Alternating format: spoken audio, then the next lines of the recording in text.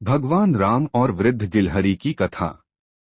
त्रेतायुग में जब भगवान श्री राम ने लंका पर विजय प्राप्त करने के लिए सेतुबंध का निर्माण करने का निश्चय किया, तब वानर और भालुओं की सेना समुद्र में पत्थरों से पुल बनाने में जुट गई।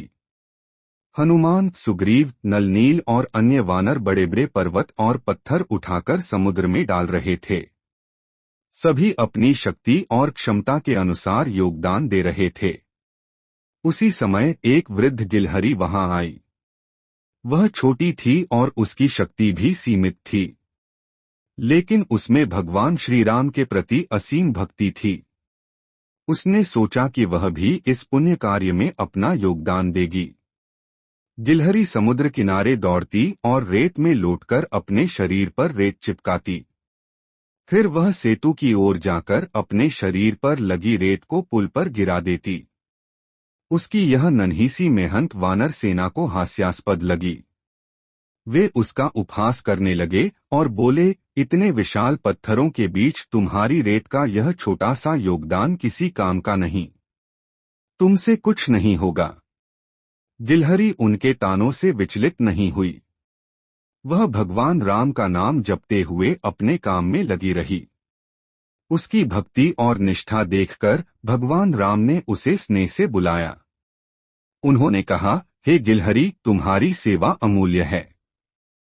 तुम्हारा योगदान भी उतना ही महत्वपूर्ण है जितना इन वारों का। भगवान राम ने गिलहरी को अपनी हथेली पर उठाया और प्रेमपूर्वक उसकी पीठ पर उंगलियों से स्पर्श किया। कहा जाता है कि भगवान के इस स्पर्श से गिलहरी की पीठ पर 3 धारियां बन गईं, जो आज भी गिलहरी के शरीर पर देखी जा सकती हैं। इस घटना से भगवान राम ने यह संदेश दिया कि सेवा और भक्ति में न तो छोटा बड़ा होता है और न ही शक्ति का आकलन। केवल निष्ठा और समर्पण ही महत्वपूर्ण है। भगवान राम ने उस गिलहरी के माध्यम से यह सिखाया कि हर छोटा सा योगदान भी बड़े उद्देश्यों की पूर्ति में अहम भूमिका निभा सकता है।